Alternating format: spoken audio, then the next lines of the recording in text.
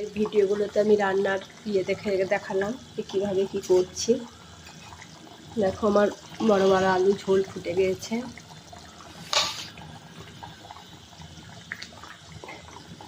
আমি মাছের মাথাটা দরজায় হাওয়া দিচ্ছে প্রচণ্ড। দেখো লেজাটা কত বড়, ভেজে তো এতটুকু ভেবেছিলাম না, বিশাল লেজা ছিল।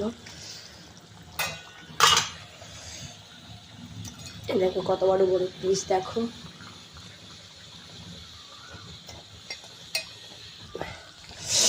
প্রচণ্ড হাওয়া মারছে। আরে বাপরে, আরে বাপরে। প্লিজ আমার রেসিপিগুলো দেখো, আবারও বলছি, তোমাদেরকে অনুরোধ করছি, আমাকে দেখো, আমাকে ভালোবেসো।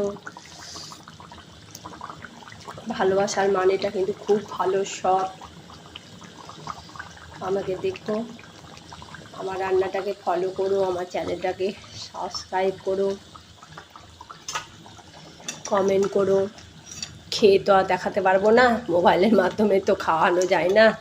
যারা দূর থেকে বলে কেমন গন্ধ পাচ্ছ, কেমন গন্ধ পাচ্ছ, ভুল কথা বলে। মানুষের অ্যাট্রাকশান বাড়াবার জন্য এগুলো বলে, বাট এগুলো কোনোটাই কিছু পাওয়া যায় না। টিভিতেও দেখি আপনারা দূর থেকে গন্ধ পাচ্ছেন, দারুণ গন্ধ পাচ্ছে। এগুলো হচ্ছে ইমোশনাল কথাবার্তা, কোনো গন্ধ পাওয়া যায় না, কোনো কিছু। চোখের দেখা যেটা আমরা দেখি সেটুকুই দেখতে পাওয়া যায়, তারপরে আর কিছু দেখতে পাওয়া যায় না। তবে দেখো আমি যেভাবে করেছি, আগের প্রসেসগুলো দেখে পরে ঝোলটা দেখো কিভাবে ফুটছে আর কিভাবে কালার এসছে। শুধু কাশ্মীরি লঙ্কার গুঁড়ো আর শুকনো লঙ্কার গুঁড়ো দিলে কিন্তু ঝোল ভালো হয় না, যতই কালারের জন্য আনুক। তবুও কিন্তু আমি বলছি ওটা টেস্ট হয় না, পেটেরও প্রবলেম হয়, খেতেও ক্ষতিকর, এবং জানি না সুস্বাদু লাগে না, কেমন একটা মাটি মাটি মাটি মাটি খেতে লাগে। এই প্রসেসে করে দেখো, খুব সুন্দর লাগবে, আশা করি ভালো লাগবে তোমাদের।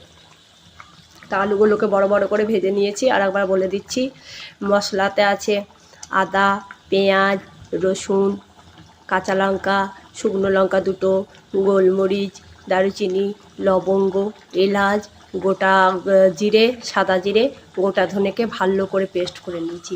ফোড়নও দিয়েছি 5 ফোড়ন, 3-4টে এলাচ, অল্প দারুচিনি, যাতে দারুচিনিটা একটা গন্ধ আছে, গন্ধ না হয়।